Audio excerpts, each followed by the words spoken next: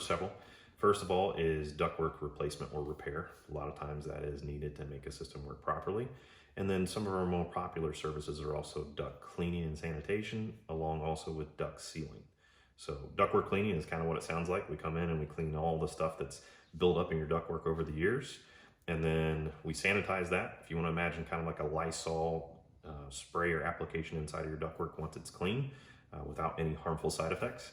And then the final thing that we do is duct sealing. And that's probably one of the biggest advantages for homeowners because it not only helps with dust and air quality, it also helps with comfort, getting hot or cold air to those farthest parts of your home that typically are just not as comfortable.